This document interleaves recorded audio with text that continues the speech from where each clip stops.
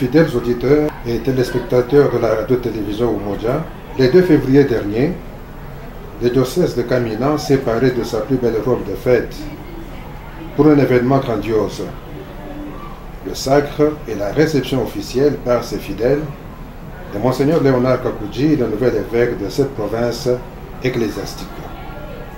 En présence de son Excellence Madame la gouverneure de province, Monseigneur Léonard a été sacré par son Excellence Monseigneur Fulgence Mouteba, archevêque métropolitain de Lubumbashi, qu'accompagnaient les deux autres consécrateurs, Monseigneur Gaston Rovesi, évêque de Saranaki-Pushi, et Monseigneur Richard Kazadi, évêque du diocèse de Kolwezi.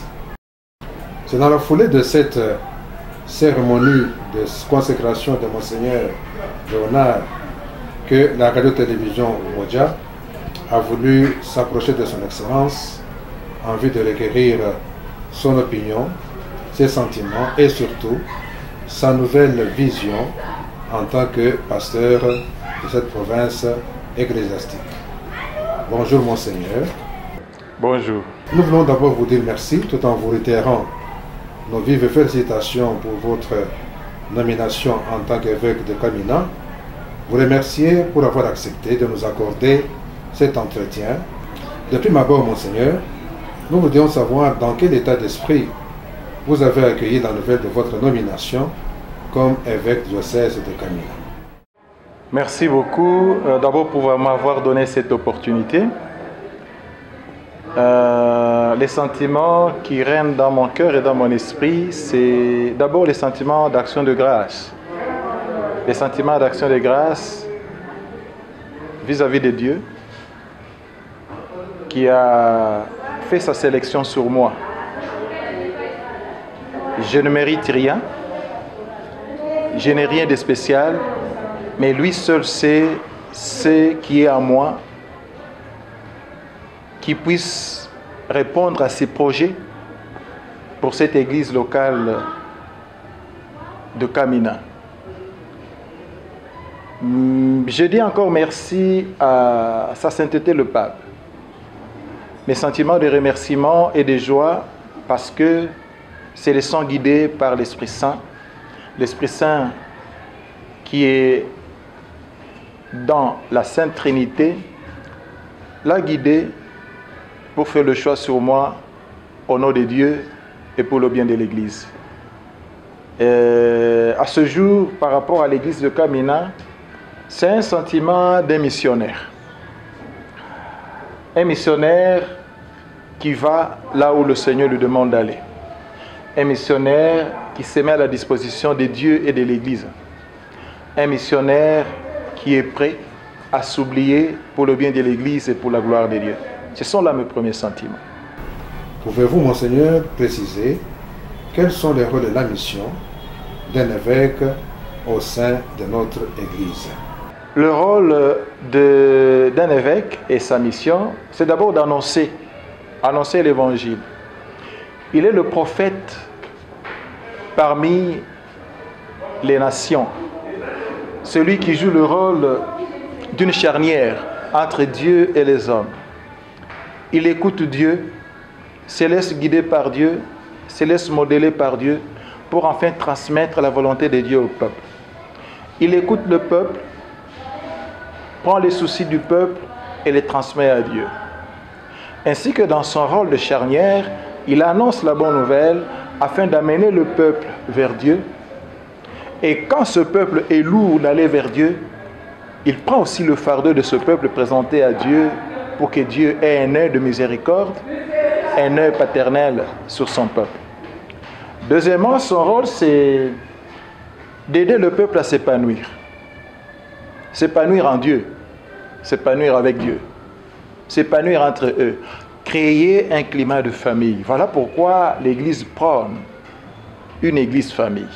Et c'est le rôle d'un évêque de créer cette chaleur familiale, de faire de son mieux, quelle que soit la mosaïque du peuple, mais que ce peuple se reconnaisse en une seule famille au nom du Christ, qui est l'Église. Et l'évêque doit aller vers ce peuple, aider ce peuple à incarner cet esprit de famille pour qu'ensemble, nous allions vers la gloire de Dieu et obtenir ce salut. Amener le peuple à la conversion, amener le peuple à accepter la volonté de Dieu pour qu'ensemble, mus par l'Esprit Saint, nous puissions nous rendre devant le Seigneur comme des enfants et des vrais enfants. Et ça, c'est le rôle d'un évêque. Enfin, le rôle d'un évêque, c'est de pousser le peuple au développement. Pousser le peuple à travailler. Travailler pour le bien de l'Église, travailler pour le bien de la société. Il est celui qui doit jouer l'équilibre. L'équilibre d'une société corrompue à une société qui peut vivre la justice et l'équité. À une société à dépravation des mœurs, vers une société qui doit jouer le rôle d'une identité morale et une identité de bonnes mœurs. Et ce, guidé par la parole de Dieu. De manière brève, c'est cela. Mais il y en a beaucoup. Il y a beaucoup de rôles à jouer. Mais ça, je prends de manière lapidaire et expressive. Monseigneur, nous savons que le diocèse de Kamina compte parmi ceux qui ont connu le plus la dégradation sur le plan socio-économique.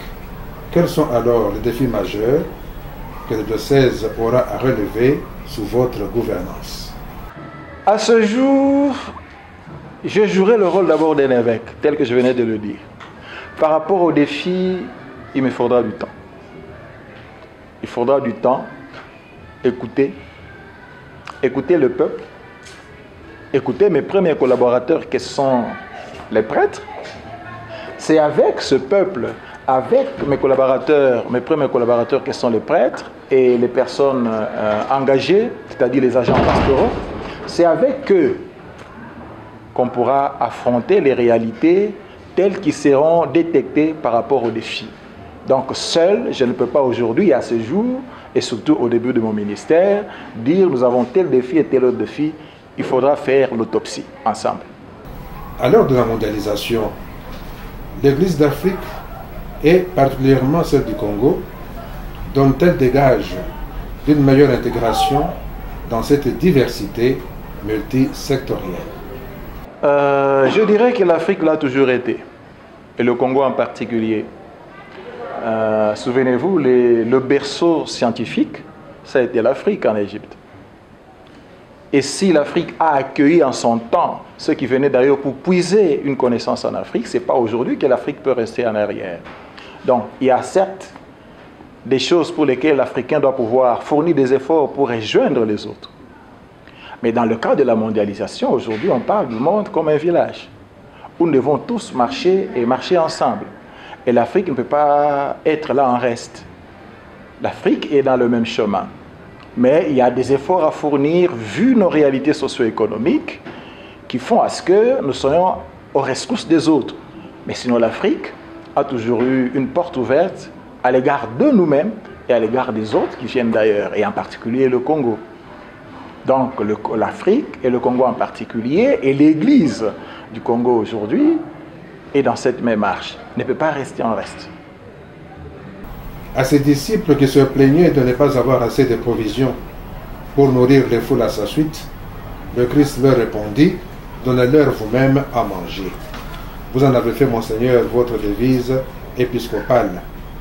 Comment pensez-vous la contextualiser dans le contexte actuel de notre pays, confronté aux calamités, aux guerres et à toutes sortes de difficultés sur le plan social et sur le plan économique? J'ai opté pour cette devise épiscopale qui dit « Donnez-leur vous-même à manger ». Il y a trois acteurs. Il y a le peuple de Dieu, il y a les ministres de Dieu, il y a Dieu lui-même. Chacun a sa part. Donc, dans la société actuelle, on ne peut pas rester à attendre ce que l'autre doit faire.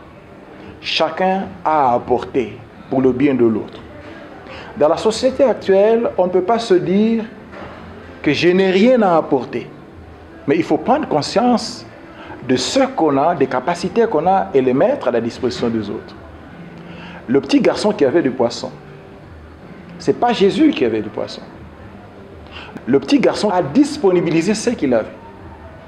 La sincérité des apôtres, l'honnêteté des apôtres, a fait à ce que le Christ, recevant ce qui vient du peuple, le petit garçon représente le peuple, Le peuple qui doit collaborer avec les ministres de Dieu. Les ministres de Dieu qui doivent mettre ce peuple de Dieu en communion avec Dieu, de ce qu'ils sont et de ce qu'ils ont. Et la grâce se manifeste dans l'abondance, et dans l'esprit, et dans la vie de tous les jours. Donc, aujourd'hui, ma motivation, c'est de pousser chacun d'entre nous de se dire qu'il a toujours quelque chose à donner et il ne peut pas se mettre à l'écart ou alors rester là-bas à ta vite sans rien faire et penser que d'autres peuvent faire quelque chose pour lui. Chacun a toujours quelque chose à donner et c'est l'apport de chacun qui crée le développement, qui crée l'épanouissement et qui fait à ce qu'il y ait un progrès, qu'il y ait le progrès à tous les niveaux, que ce soit au sein de l'Église comme à l'extrême de l'Église, ou même dans la société active et aujourd'hui comme la société congolaise. Chacun a quelque chose à donner. Donc, n'espérons pas que l'autre doit donner. C'est moi qui ai à donner. Voilà pourquoi le Christ dit, donnez-leur vous-même à manger. C'est parce qu'il voulait leur dire, vous avez des atouts, mais vous vous ignorez. Et parfois on s'ignore. On pense que le bien c'est ailleurs, pendant qu'on a le bien en soi. Voilà pourquoi. Et dans la foulée de cette devise, pouvons-nous connaître aussi la signification des symboles de votre blason? Le symbole de mon blason, quand vous voyez mon blason, le fond est de couleur verte. Ça signifie que Kamina, c'est une circonscription agro-pastorale. Aussi, il y a deux mains. Une main, dans une main, il y a 2 poissons, dans une autre, il y a 5 pains. C'est l'ouverture. Les mains ne sont pas en point. Ce sont des mains ouvertes. C'est le cœur ouvert. Aujourd'hui, le monde doit s'ouvrir à d'autres. Vous venez de me poser ici la question de la mondialisation. On doit s'ouvrir aux autres avec ce qu'on a. Dans cette main, il y a 2 poissons, différents de 5 poissons. Mais les 2 ont servi pour nourrir des multitudes. Donc, on est là ensemble, chacun a ses atouts et les portes. On doit s'ouvrir à d'autres pour que cette richesse soit une richesse qui aide les autres et participe pour le bien des autres. En plus, il y a le M en bleu. C'est la Vierge Marie. C'est la symbolique de la Vierge Marie. Le M, Marie. Et on doit tous, ensemble, dans tout ce que nous entreprenons, la couleur bleue signifie la paix. Avec l'aide de la Vierge Marie, créer la paix là où nous sommes pour que le développement arrive et le progrès, il faut qu'il y ait la paix. Sans la paix, il n'y aura pas. Et parce que nous sommes des êtres faibles, nous devons avoir un sens du sacrifice pour arriver à la paix, arriver à rétablir tout ce dont nous pouvons avoir besoin pour la communion et le progrès. Il y a le sacrifice. Voilà pourquoi il y a la croix qui traverse. C'est un appel au sacrifice. On ne peut pas se vouer aujourd'hui au progrès lorsqu'on est allergique au sacrifice. On ne peut pas arriver seul sans l'aide maternelle de la Vierge Marie. En gros, c'est cela. Et pour terminer, Monseigneur, une semaine après votre consécration, puis-je vous demander, ça pèse vraiment lourd, la mitre sur la tête? Même si ça pesait lourd, ça fait partie des responsabilités. Et donc, quand on vous pose la mitre sur la tête, ça suppose que vous êtes capable de porter. Vous voyez, quand il y a eu le sacre, on m'a posé la Bible sur ma tête. Et cette Bible, pour me dire que je ne peux pas être au-dessus, l'évêque ne peut pas être au-dessus de la parole de Dieu. Et la parole de Dieu, c'est Dieu lui-même. Il est guidé par la parole, éclairé par la parole, nourri par cette parole. Et la mitre que je porte, c'est un sort de responsabilité que j'ai, accompagné de la crosse, pour aller guider le peuple, signifie porter les autres. Et ça ne peut pas peser parce que celui à qui on confie une mission et qu'il accepte volontiers ne peut pas penser que la mission peut être facile, mais avec sa volonté et l'amour qu'il a pour l'Église, et l'amour qu'il a pour ceux dont on lui donne comme mission, ça ne va pas peser. C'est la symbolique de tout ce dont nous portons comme fardeau en tant que serviteurs de Dieu pour le bien du peuple. Ça ne pourra jamais peser. Nous vous disons sincèrement merci, Excellence Monseigneur, au nom de tous les auditeurs et téléspectateurs de la radio-télévision Modia, pour le temps que vous avez bien voulu le consacrer avec cet entretien. C'est moi qui vous remercie pour l'initiative. Merci.